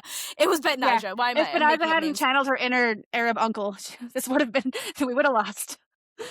Yeah, and you know, unfortunately, Mabrey can't dodge it like George Bush, but you know, it worked. It worked out. She made a technical free throw, and the Tempo were able to pull that game out. But like, it felt like they were just going to lose another one of those, and it feels like that's every Tempo game now, where the first half you're in it, and the third quarter you're in it, but you're starting to see that leash like just like start to like you're losing it, and then the fourth comes and you just can't keep up. I have nothing left. There's nothing in the tank, because you know she's a superhero a little bit, but she can't do it every night, and so I think it's hurting. Like I feel for her that she's got to carry this sort of load. It sucks that the Tempo have to be this hurt, but I think it's also kind of like, it sucks because it's also kind of, it's not killing the vibe of the Tempo by any means, but it's been, you know, like last year we saw Golden State, like they made it to the playoffs and it was like, oh shit, can we, and then the Tempo were like getting hot and it's like, okay, can we maybe have a second year of an expansion team getting to the playoffs? And then just the injuries have derailed it. And so it's really shitty because it's like, I don't know, part of me is like, I'd rather not make the playoffs because our team is legitimately bad because you can fix that. Yeah.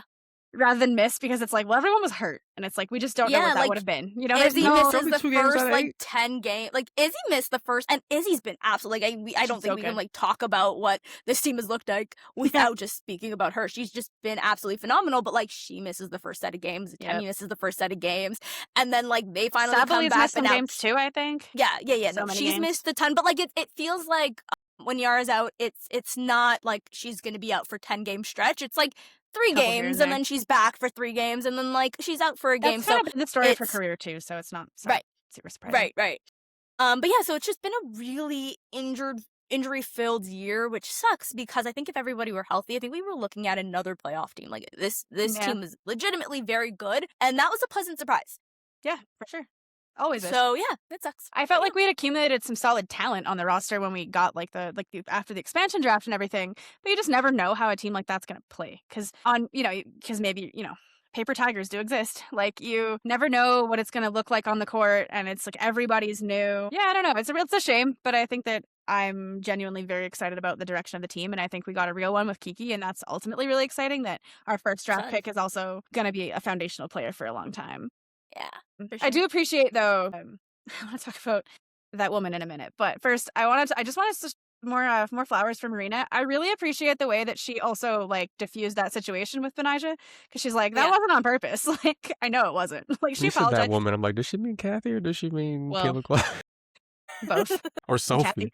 Or there's a lot of them. Yeah, well, there's a crew. The mega crew. But it's just like, I appreciated Marina for saying that, because it's like, that's all you gotta do. You just gotta be like, that was by accident. It's so easy. Like, it's so easy to And Marina's diffuse such a all of menace that. too, so it's great that she's Yeah. like, yeah, that wasn't on purpose. It's fine. Like, all's I fair. think she's talked about Conde helping her with her crash out. Yeah. So I think that like we can credit Shout out that Maria. to Maria Yeah. Conde. Yeah, Shout out like Maria yeah. Conde. What was Ben Nigel's comments after? She was like, "Well, no, I wouldn't throw it at someone who wasn't looking," or something like that. Yeah, I'm like, "Yeah, good, yeah." It's not Yeah, that I fair wouldn't throw it at someone. It's just like they weren't looking. That wouldn't I even wouldn't be fair. It's not blindside them. that I wouldn't throw a shoe. I just want to give them the opportunity to duck like George Bush. That's all. Yeah. Yeah, I don't sucker punch. Yeah. Is the whole yeah, message. yeah. Yeah. Yeah. I'm not Draymond Green. Yeah. Sophie, though, she kind of is. That was a good setup. Yeah, I'm really happy that Twitter doxed that guy who was in Chelsea Gray's mentions last night. Being racist, and Hilton's now investigating that, so that's good. That's nice. Bullying works. Yeah, the Caitlyn thing is just so frustrating because it's like I'm not even sure if she's a good player at this point anymore either, and that's the other part. Her basketball's also been kind of not good this year, and like the noise is just so much, and I'm like, it's so unenjoyable, and I don't like that Sophie Cunningham is more famous as a not basketball player. Like, why are you getting so much airtime? The number of people sending me Sophie Cunningham things who don't watch basketball is just like, it's weird to me. I'm like, no one should know who you are unless you watch the W often. Like, and even then, I don't know. It's just exhausting, and I'm really disappointed. This is like, I think where Cathy's failing as a commissioner is she cannot do anything to solve it. She will not, it seems. Like, she won't say anything, she waits too long. The whole negotiations over the CBA, all that stuff was already challenging, and now it's like, you've created this problem and you are refusing to fix it. And there's real violence happening. Like, this is not made up, right? This is real shit that players are going through, and they are posting about it and being more spoken out. And like, and then the juxtaposition is so crazy too, because then you have a player like Paige Beckers, and it's like, how hard is it? You don't even have to be as outspoken as her. You can just diffuse the situation. Like, and even at this point, even if Caitlyn did just become like, come out and say a bunch of stuff and became like a crusader, I still don't think she'd ever beat the allegations, because it's like, it's kind of too little too late is how it starts to feel after a while. I don't know. I think it's about diffusing this situation No. so much as like not playing into it. Yeah. Right? Like, it would be one thing to like, because I feel like a lot of like Caitlyn defenders will say like she shouldn't have to, right? For sure. Which, yeah, sure, and Chelsea Gray shouldn't have to take racial Exactly. abuse, right? Like, no one should have to deal with any of this, but here we are. Right, exactly, but here we are.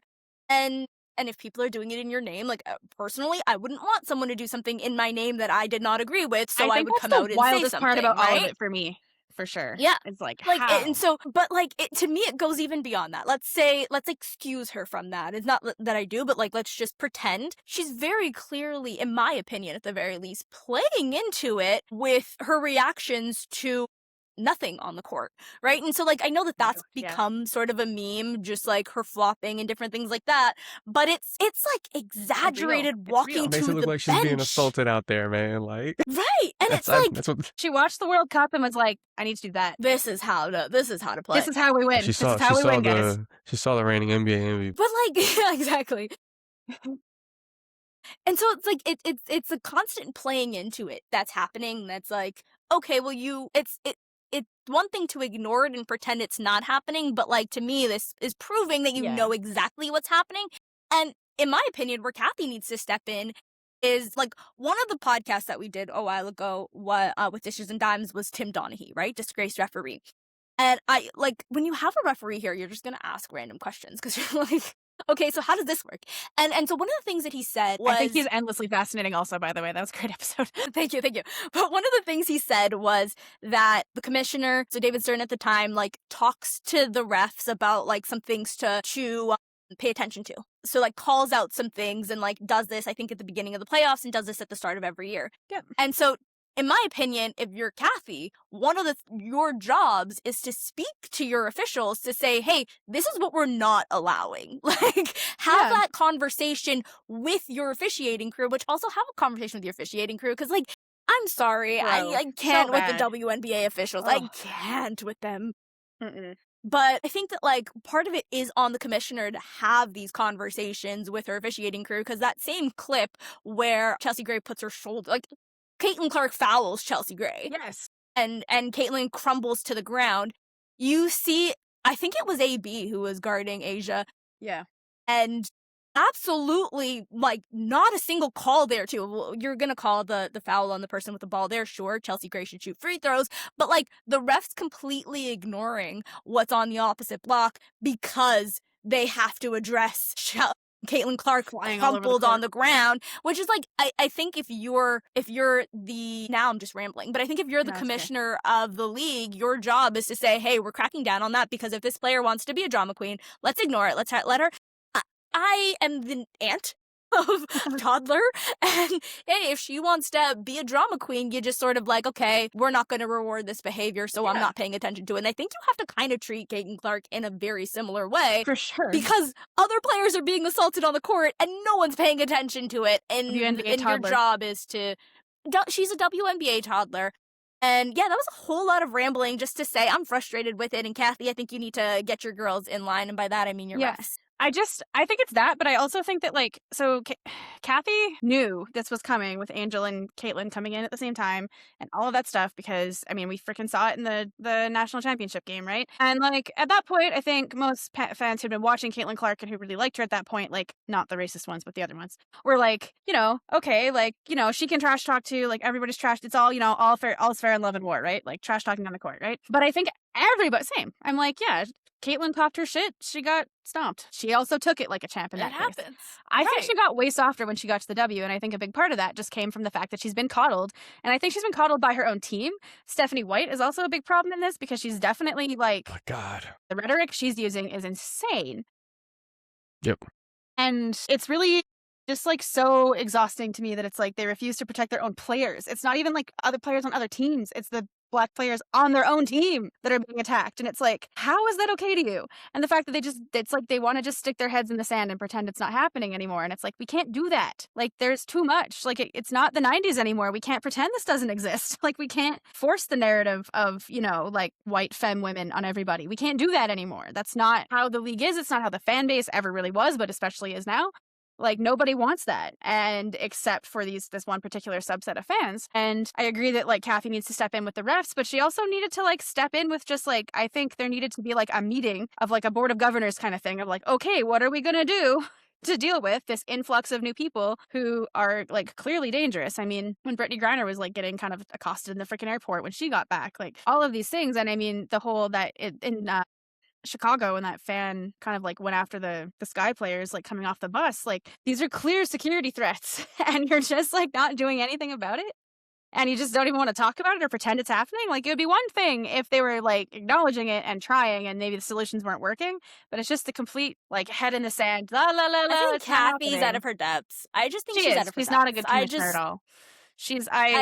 She's a corporate shell. I work with people like her, unfortunately, sometimes. Yeah. And it's like, there's nothing going on there. She's okay at the endorsement side of things, but even then, I feel like she's left money on the table, and like the TV deals are like so messy. I mean, it's impossible. It's really hard to watch the games because it's like, where are they on? I don't know. I think the WNBA has outgrown her, and like, absolutely. it's just, I don't even think she was ever really the right choice as commissioner, but I think that they wanted the Deloitte money and they wanted those corporate sponsorships, and they got that, but that's all they got. And no one even knows where the money, like the capital infusion, went either. No one really knows where that $75 million went. Could be anywhere. Could be anywhere. I don't know. It's really disappointing, and it's making the W like a lot less fun, and I don't like that the W is becoming a bit more like the NBA in certain ways. Yeah. Style of play especially. It's like, I'm not really wild about.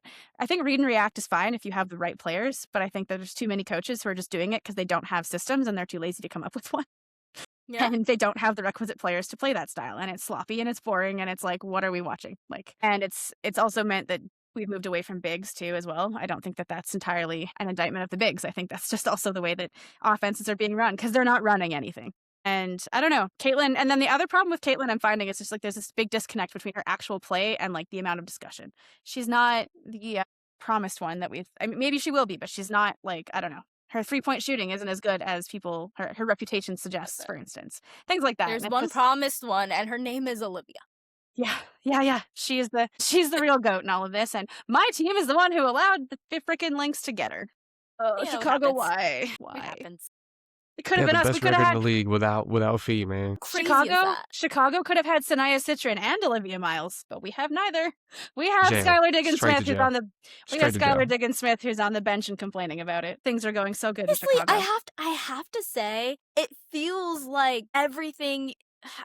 Honestly, good on you for sticking with Chicago, because I just feel like everything that I hear about them just gets worse and worse. Yeah, it's not good. Yeah. I haven't Yeah, really like from watched the a lot. beginning of the season, it's just gotten.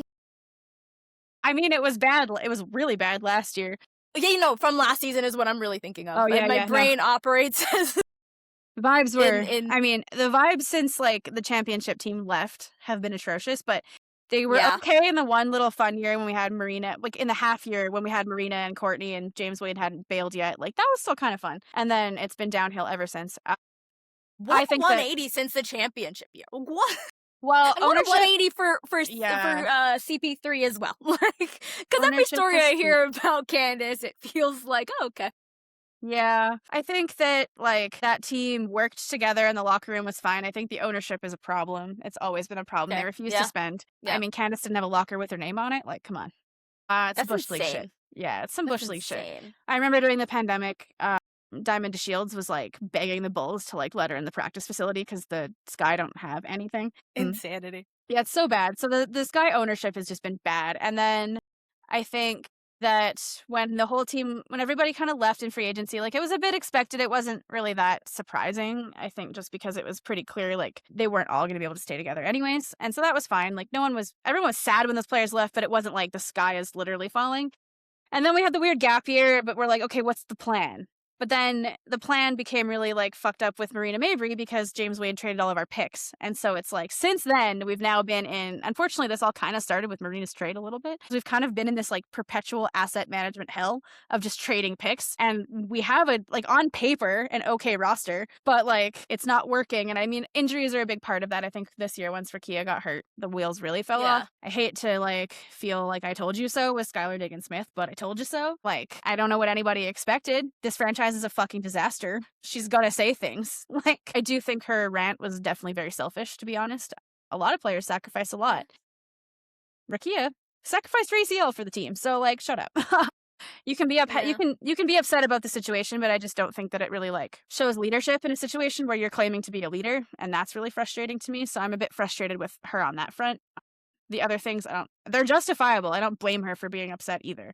But I also don't think her play has necessarily also, it's not there anymore. Skylar's not the player she used to be. And her general attitude is still of the player she used to be, which is whatever. It is what it is. You see that a lot. There's a lot of those in the NBA too. It's hard, right? Like, professionals have so much confidence you have to get to where you're at that you don't ever want to believe that you're not that girl anymore. So I don't blame her for that. I still love Skylar, but it's been a really frustrating experience. And yeah, it's tough because Vandersloot's always been one of my favorite players for so long. And even now I'm like, do I even like Sloot anymore? I think a lot of the Sloot GM stuff is very much overblown. I think a lot of that's been played up in a way that, like, is a little unfair. I do think that she's probably had a role in it, but I think that there's so much going on in that franchise that I don't think you can place the blame at any person necessarily, and I don't think she was entirely the one either, so I'm not gonna stop liking my franchise legend, but it's complicated, man. So I'm really grateful for the tempo because it's been a breath of fresh air, because, God, it's getting real tough in Chicago to watch. I mean, we fleeced the Sparks, I guess. That was something. That's our win. Hang that on a banner. Fleece the Los Angeles Sparks. Sky win a trade. Just fucking mission accomplished. It's one trade. We won one trade. Yeah. Man, this guy had a long history of superstars leaving. So Angel Reese leaving also was, like, just continued, you know. We lost Big Sil, we lost Elena, we lost Angel. I don't know. The Angel Reese draft was a weird one. I was happy with getting Angel Reese. I don't really know that I liked drafting her and Camilla at the same time, but yeah, whatever. I mean, at this point, it is what it is. Camilla's definitely been playing better now, so that's been good. She's starting to show a little more fight, so that's nice, because she's very talented. She's just, her energy has waned and waxed through the years, but I don't know. It's been a weird season overall in general, so the Lynx are really fun, and they don't deserve to have Olivia Miles, but they do, and I'm really happy that she gets to be with a coach like Cheryl Reeve. I've always had a soft spot for the Lynx. I know you don't, Chris, but I don't have that baggage, so go me. There was a time in my life when I was very sick of them beating our ass. Fair. My more flashbacks coming right now. Yeah. Fair. Have you watched? Is there any other team that you're, like, really enjoying watching other than the Tempo, Imman? Enjoying watching the Lynx. It's been just it's always fun to just, and, like, very basic. Like, before Olivia Miles came into my life, Paige Beckers was there. So fair. Yeah, fair. I think that was the case for many. I'm enjoying watching the Wings. Yeah, it happened fun.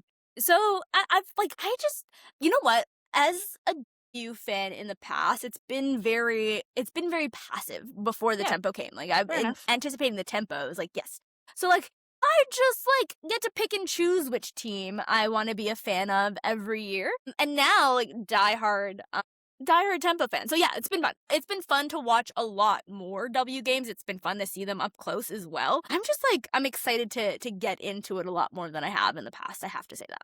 That's This fair. year I've watched more W than I have in all of my years. I was just about to ask, if Yeah. like having the tempo has like sort of meant that you've watched more W than before. Because for me, like it actually hasn't really impacted it. I've definitely like I got really, but I used to watch the W when I was like a kid. I kind of remember it. I wanted to be Lisa Yeah. Leslie when I was a child. Yeah. And then I stopped growing, and here we are. So then the W like disappeared from Canada for like much of our childhoods. I don't remember it being Yeah. on TV for like a long, long time. And my interest in basketball also disappeared after for a while. And then I started really getting back into the W like in around 2017, 2018. And so then Okay. I just picked a team, and I was like, I picked this guy. I don't even remember why or how. And I think it was the Vanderquigs. And then, I don't know, it's just fun when you get to see a player play with your wife. It's pretty cool. And as a baby gay, that was really exciting. And and the league in general was very exciting. Yeah. But then I just like kind of picked this guy and stuck with that. And so I've watched a lot of games, but for sure, Fair. like I will say having the tempo has been nice because it's been like I get to just watch the shit on TSN every time, and I don't have to fuck around with League Pass and figure out where my team Yeah. is playing. League And I don't have Pass NBA works when TV. it I wants can't to watch the work. game tonight. Great. It was really hard to watch the W. Like as a kid, I do remember like Lisa Leslie. That was like the And they used to be like on only- TSN probably. I feel like they showed those Well, games. they took I that shit feel off like they ESPN. must have They because took it off ESPN. That's why They the did? ratings and popularity dipped so much. The worldwide And leader I in think sports that's was why like, we lost it And too. they asked Because the not even question. That fucking makes sense. highlights. That Not makes even sense. highlights anymore at Yeah. one point. And then just like as a kid obsessed with basketball and just like being really online because it was hard to just even find like NBA stuff all the time. for sure. Yeah. I as someone who's online a lot, like you watch Maya more and you're just like, okay, this is fun. Well, So, yeah. like I would just say like following along with certain players throughout, Yeah. and you're just sort of attached to like, okay, and then the Raptors had Anthony Parker, so then Candace Parker gets drafted, and I'm like, okay.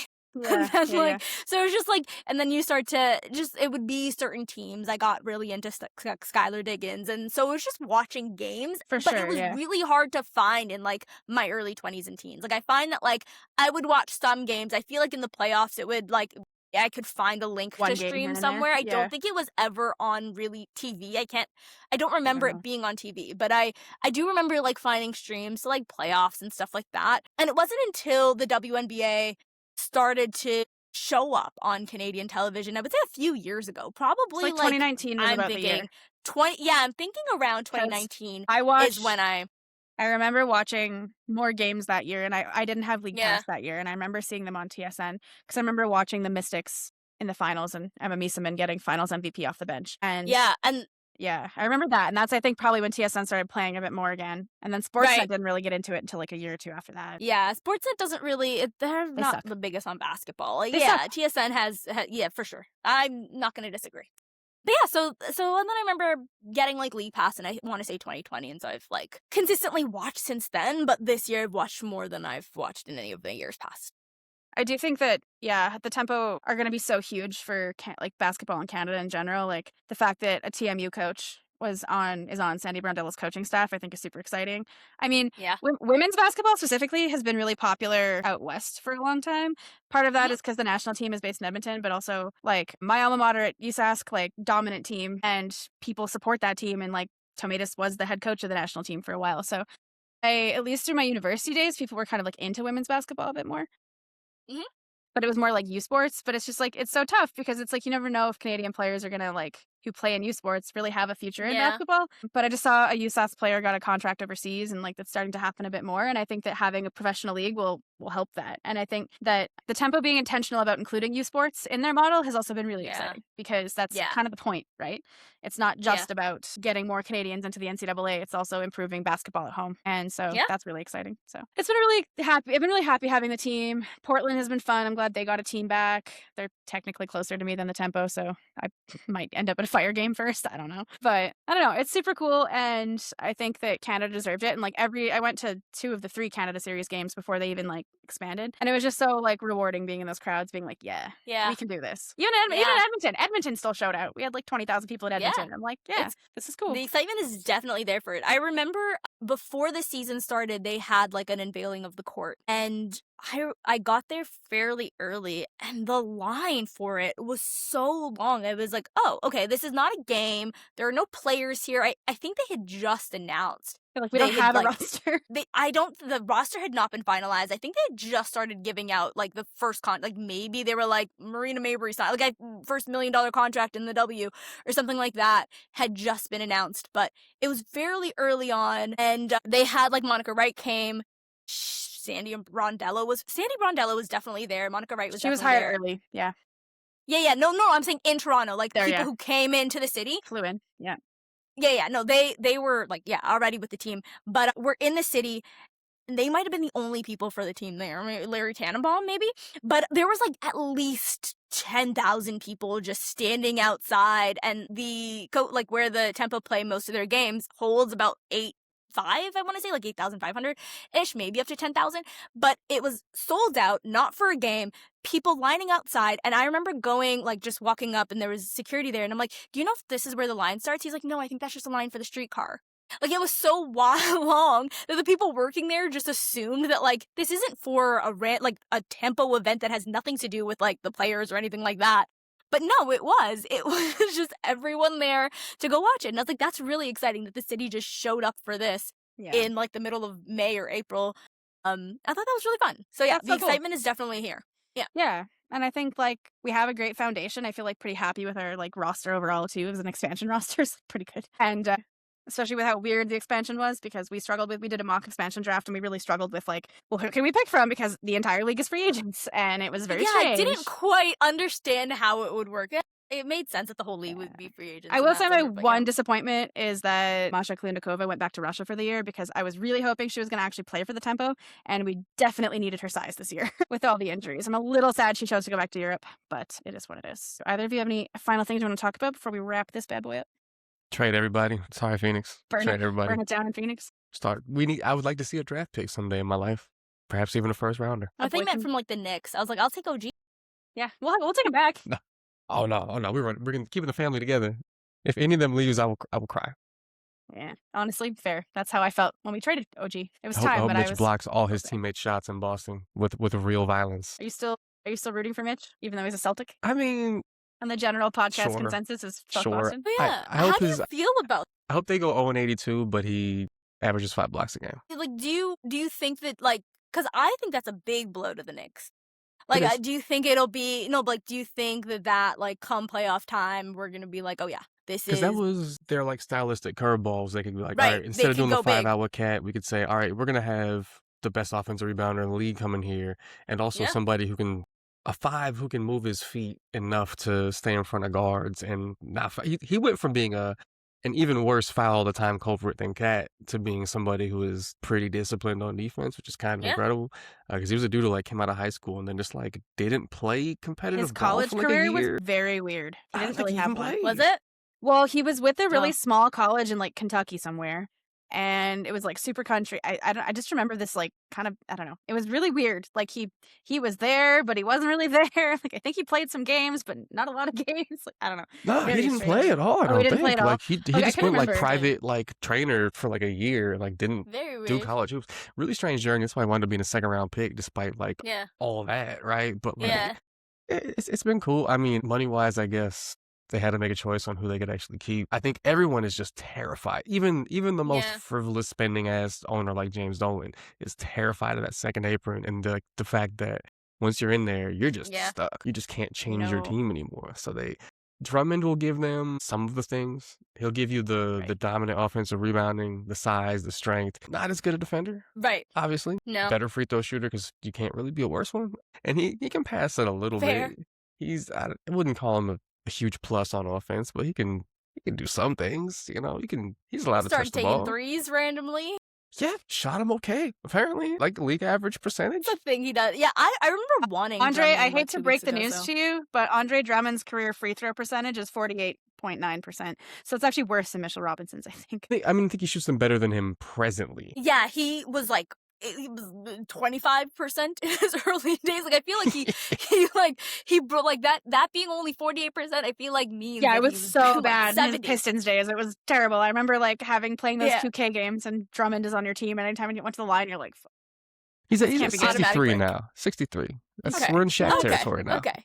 We've He's moved brought it up. up He's brought it into up. Shaq territory. Because who else do you have as bigs? Because you guys also lost Huck Porty too, right? Yeah, Porty's gone. They're probably gonna have to pull some like somebody out of obscurity on a veterans minimum, or like pull some stash player out of Europe who Yeah. moves like he's in Quicksland or something like that. But I have no idea what the third center is gonna be. We need one. If anyone would like to donate, there's rumors that they're interested in Jonas, but he probably wants to fuck off to Europe. So I think Jonas is going to go back to Europe. I think he's also probably the worst fit He wants to out be of in all the available Lithuania. Gotta centers for free that them. man.